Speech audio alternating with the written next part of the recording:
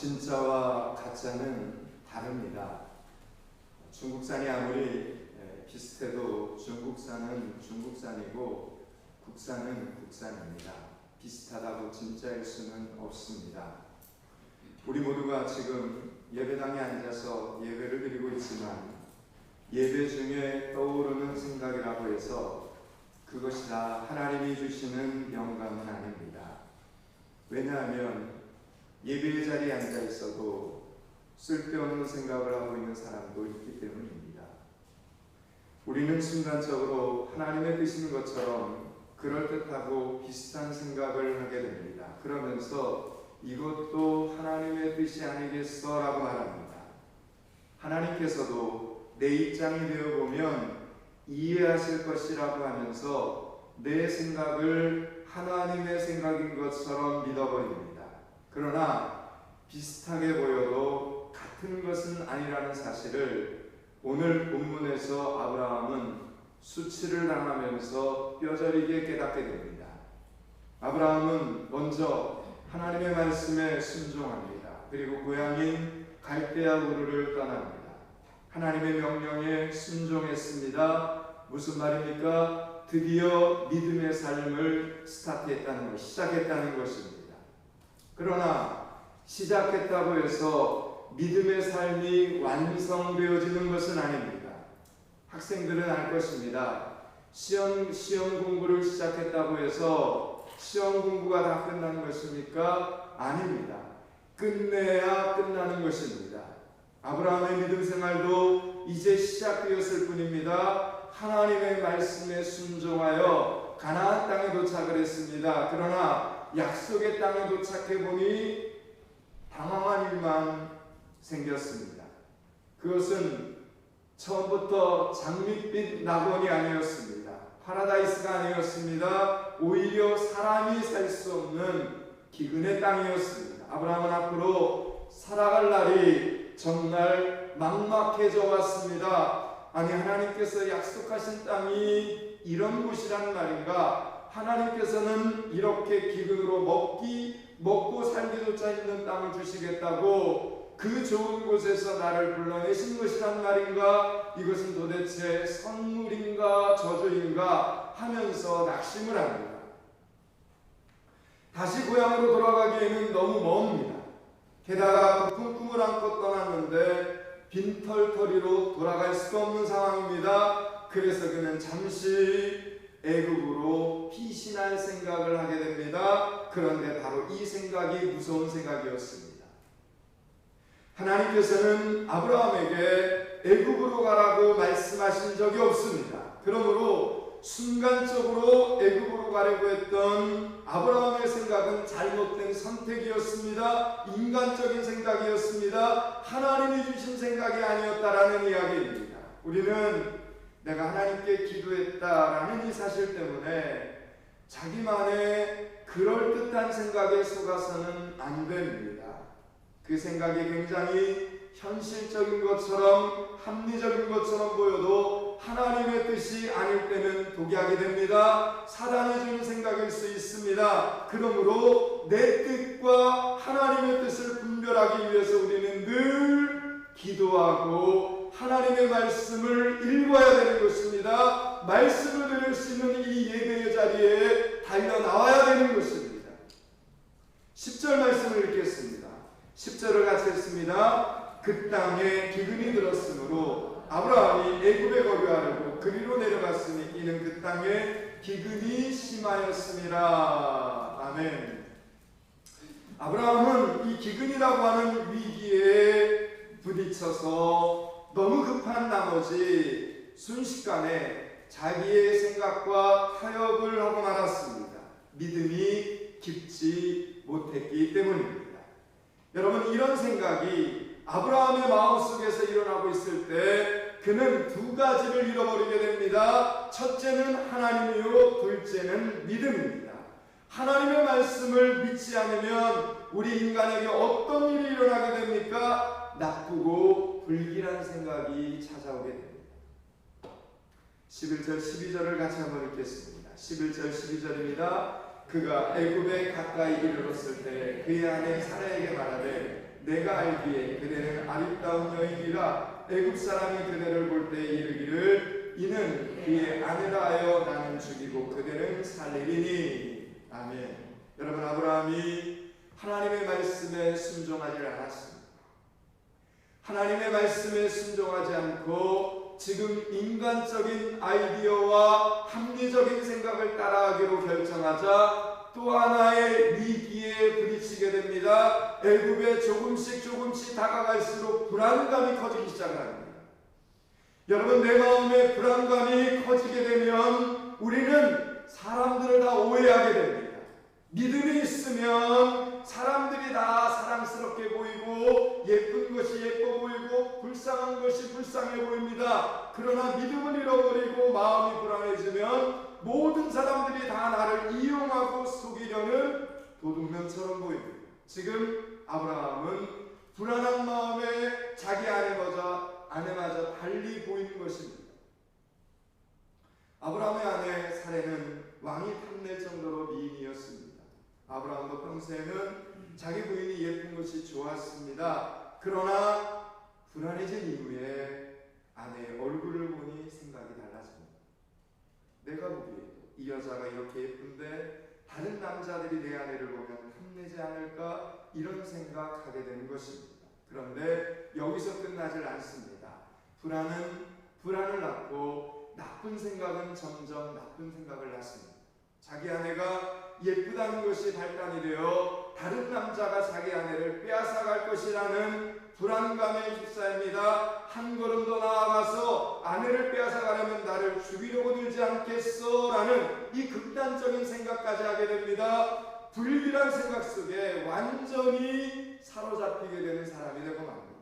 얼마나 어처구니 없는 생각입니다. 여러분, 그런데 이런 일이 실제로 일어났습니까? 아닙니다. 아브라함의 마음속에서 일어난 것뿐입니다. 그러나 대부분의 사람들이 이렇게 살아갑니다. 실제로 일어나지 않은 일을 이렇게 극대화시킵니다. 그래서 보면 미리 불안해하고 미리 염려하는 것입니다. 미리 걱정하는 것입니다. 여러분, 이 세상에서 가장 행복한 사람들이 점쟁이가 아닌 것만 보아도 우리는 그들에게 우리의 운명을 물을 수는 없습니다. 우리의 미래를 아시는 분은 오직 하나님 한 분뿐임을 믿으시기 바랍니다.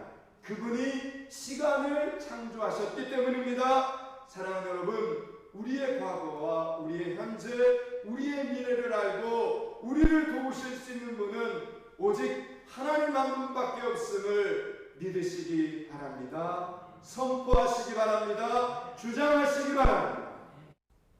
아브라함은 자기가 판 무덤 앞에서 자기가 묻히게 된 신세가 되어버린 겁니다. 그러나 이때까지만 해도 아브라함에게는 아직 기회가 있었습니다.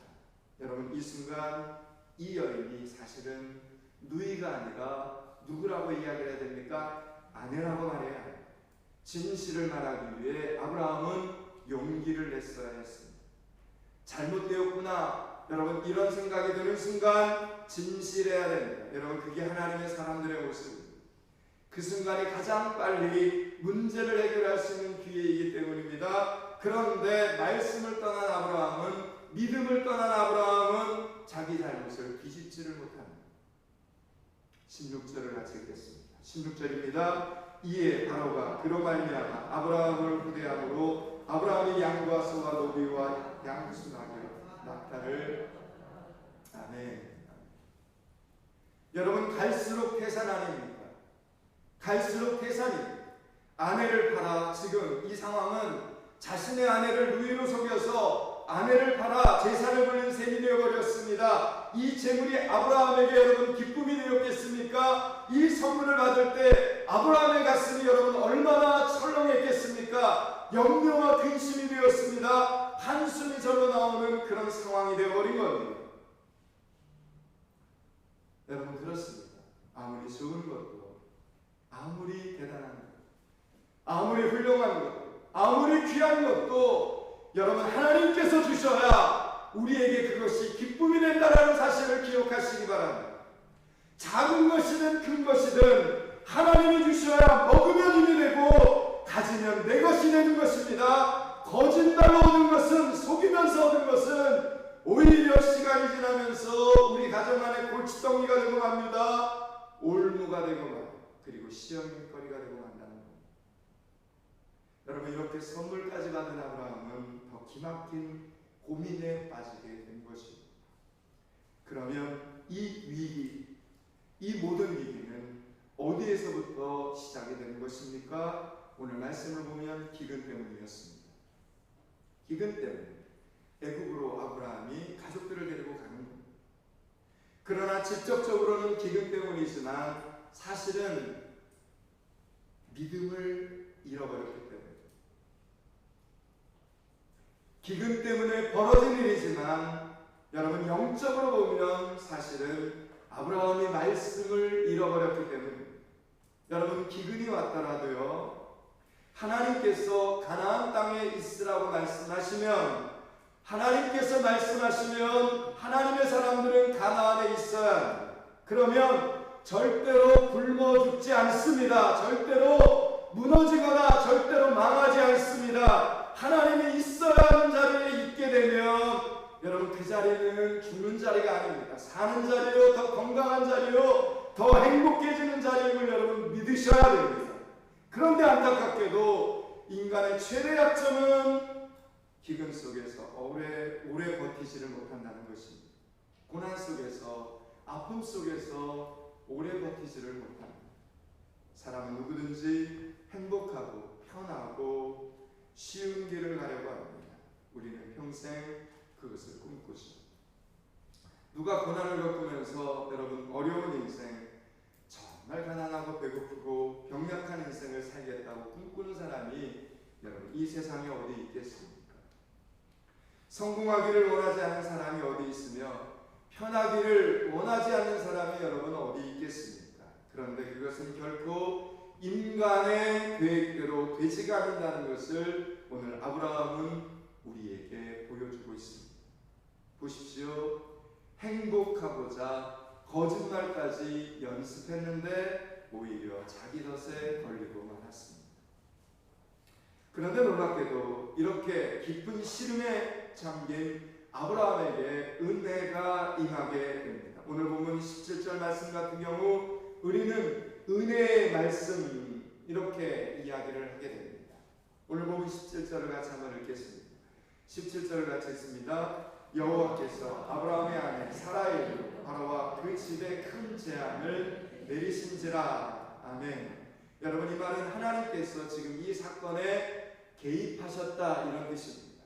하나님께서 인간의 일에 역사하신 겁니다. 여러분, 그러면 됩니다. 그러면 끝나는 것입니다. 저와 여러분의 사건에도 하나님께서 개입하실 수 있기를 바랍니다. 아브라함은 믿음에서 실패했지만 하나님께서는 얼마든지 그를 고치실 수 있습니다. 인간의 실패가 하나님의 실패를 의미하지는 않습니다. 하나님께서 위기를 막아주십니다. 왜 그렇게 하셨습니까? 아브라함이 잘나서가 아닙니다. 먼 훗날 아브라함과 사례를 통해서 메시아가 태어날 것이기 때문입니다. 아브라함의 씨에서 예수 그리스도 메시아가 태어나기 때문에 부족하고 연약한 아브라함이었지만 그럼에도 불구하고 하나님이 보호하시고 구원하시고 복주기를 원하셨던 것입니다. 여러분, 우리도 마찬가지입니다. 오늘 저와 여러분도 마찬가지입니다. 우리가 잘나서 지금 여러분 여기 이 자리에 앉아있는 것이 아니라는 겁니다. 그렇게도 믿었다, 의심했다, 좋았다, 나빴다, 변덕을 부리는데도 여러분, 저와 여러분을 이렇게 불러주시고 붙들어주시는 것은 저와 여러분을 통해 이루실 놀라운 하나님의 계획과 섭리가 있기 때문입니다. 우리에게 더 이상 갈 곳이 없을 때 그럼에도 불구하고 길을 열어주시고 소망이 없어 죽게 되었을 때 새로운 방법이 되어주시는 이유는 우리를 통해 이루고 싶은 놀라운 미래가 있기 때문입니다. 여러분, 우리는 하나님 앞에 그런 존재들임을 믿으시기 바랍니다. 아직 잘 보이지는 않지만 우리에게는 감당해야 될 존귀한 하나님의 역사가 있습니다. 그 일을 마치기까지 우리는 결코 실패하고만 있을 수 없는 사람들입니다. 이제 하나님께서 바로의 집에 큰 재앙을 내리셨습니다. 바로로 하여금 아브라함의 아내 사례를 건들지 못하도록 하셨습니다. 여러분, 사실 바로는 억울합니다. 그가 잘못한 거 없습니다. 믿음이 없는 아브라함 때문에 이 일을 겪게 된 바로는 어쩌면 오히려 피해자입니다. 여러분, 그렇습니다. 이 말씀이 우리에게 주는 놀라운 메시지가 하나 있습니다. 그것은 오늘 우리는 이 사건의 말씀을 좀 깊이 기억해야 됩니다. 여러분, 믿음의 사람들이, 하나님의 사람들이 믿음을 잃어버리고 믿음대로 살지 않으면 우리 주변에 있는 사람들이 이렇게 피해를 보게 된다는 거예요. 하나님의 사람이 하나님의 방법대로 살지 않으면 주변 사람들이 이렇게 고통을 겪습니다. 그들에게 오늘 본문의 제목처럼 미안한 일이 생기게 됩니다. 미안한 일을 만드는 사람이 되는 것입니다. 하나님께서 우리에게 주신 권세가 있는데 그것은 우리 주변 사람들에게 축복의 통로가 되는 것입니다. 우리로 인하여 우리 주변에 있는 사람들이 하늘의 복을 누리는 것입니다. 그런데 그렇게 하지 못하면 나은 사람 시험 드는 것으로 끝나지 않습니다. 주변 사람들은 오히려 나로 인하여 더 예수를 안 믿게 되고 오랫동안 방황을 하게 됩니다. 하나님을 더 싫어하고 예수 믿는 사람을 더 싫어하게 됩니다. 내가 예수를 제대로 믿지 않아서 나를 통해 본 예수 믿는 사람들의 모습에 그 사람이 실망을 했기 때문입니다. 사랑하는 여러분, 미안한 일을 만드는 사람들이 되지 마시기 바랍니다. 하나님을 믿는 사람들이 진실을 말해도 속으로는 아닐지도 몰라 라고 생각하게 되는 것입니다. 사랑하는 여러분, 환경 때문에, 문제 때문에, 코로나19 때문에 내 생각대로 나아가면 안 됩니다. 반드시 하나님의 말씀을 따라가야 합니다. 생명의 말씀을 따라가야 합니다. 열심히 기도했는데도 내 기도에 응답이 없다고 미리 결론을 내리지 마시기 바랍니다. 하나님께서 여러분을 홍해로 인도하셨다면 여러분 그곳에서 버티어 보십시오. 비록 바로의 군대가 뒤쫓아온다 해도 거기서 버티어 보십시오. 무슨 일이 일어나겠습니까? 홍해가 갈라지는 기적이 일어나는 겁니다. 아멘. 여러분, 이게 믿음의 역사입니다. 하나님의 말씀을 붙잡고 사는 사람들, 하나님의 말씀을 붙잡고 서 있는 사람들에게 나타나는 하나님의 기적의 역사라는 이야기입니다. 그래서 우리는 인생의 기근을 어떨 때는 견뎌내야 합니다. 고통과 아픔을 견뎌내야 합니다. 도망가거나 피해가면 다 망합니다. 나만 고생하고 끝나는 것이 아닙니다. 내 주변 사람들에게도 미안한 일이 생긴다는 이야기입니다. 그 자리를 피해가면 여러분 결국에는 갈 길이 없습니다. 오래 참고 하나님의 말씀을 붙잡고 기다리면서 견뎌내야 하는 것입니다. 여러분, 우리 예수님이 궁극적으로 이 땅에 오셔서 계셔야 될 곳은 십자가였습니다. 그 십자가가 우리 예수님은 너무 힘드셔서 우리 예수님께서도 겟세마네 동산에 올라서 아버지여 이 잔을 내게서 옮겨 주시옵소서 여러 번 기도를 했습니다. 그러나 당신의 기도 끝에 결단한 우리 예수님의 마지막 기도는 아버지여 내 뜻대로 하옵시고 아버지의 뜻대로 하옵소서였습니다.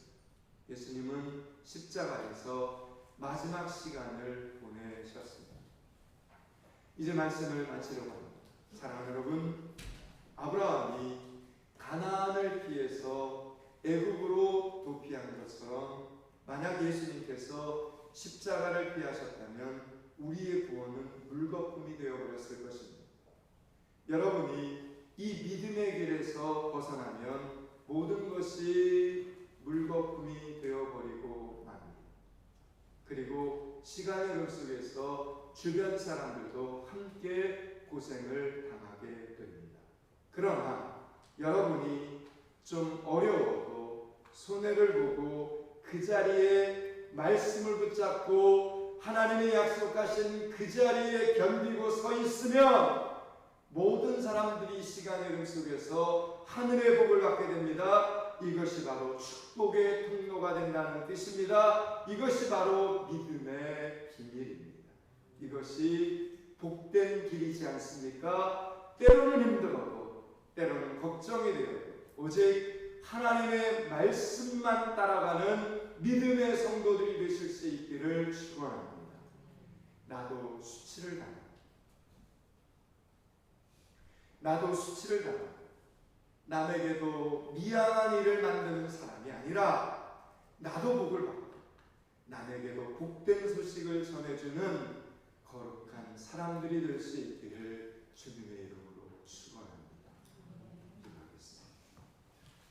하나님, 우리의 흔들리는 신앙생활로 인하여 나보다도 고통당하는 사람이 있다는 사실을 알게 해주셔서 감사합니다.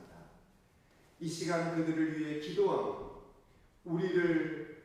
우리의 잘못으로 인하여 그들에게 죄값을 찾지 마시기를 원합니다. 저들의 마음에 위로를 주시고 하나님께서 저들을 다시 한번 치료하여 주시옵소서. 회복시켜 주시옵소서.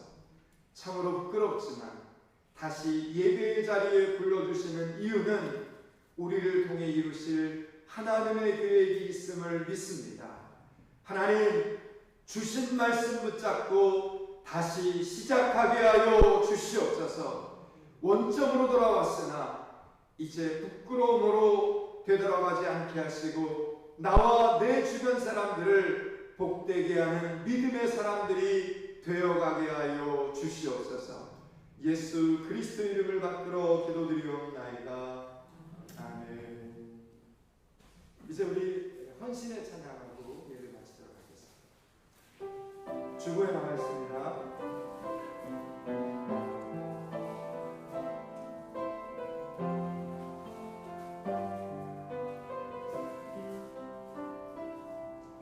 여호와는 너에게 복을 주시기를 원하며 너를 지키시기를 원하시며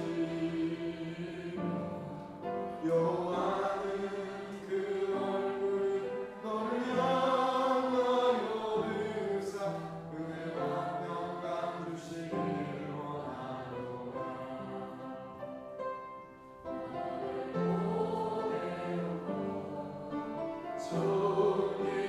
존귀하게 여기시는 하나님, 늘 삶 속에서 이 약속을 진실하게 이루시니 땅을 기름진 것으로 하늘을 신령한 것으로 너를 복주시고 지키신 하나님이 너의 영원 잘됨으로 은혜 베푸시며 평강으로 인도하시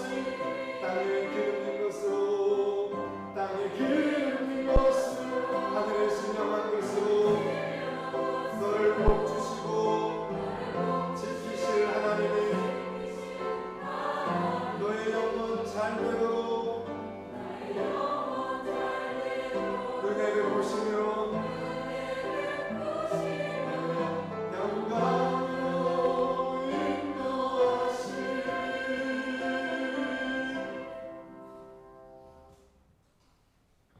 이제는 우리 주 예수 그리스도의 은혜와 하나님 아버지의 무한하신 사랑과 성령의 교통 충만하심이 나도 수치를 당하고 남에게도 미안한 일을 만드는 사람이 아니라 나도 복을 받고 남에게도 복된 소식을 전해주는 사람 되기를 소원하는 여기 머리 숙인 주일 예배자들 가운데 건강의 복을 소원하는 사랑하는 믿음의 식구들 가운데 샬롬의 평강, 말씀의 평강이 필요한 이 나라와 이 민족과 이 연일 땅 가운데 선교사님들의 사역의 현장 가운데 이제로부터 영원토록 함께 계시기를 축원하옵나이다. 아멘.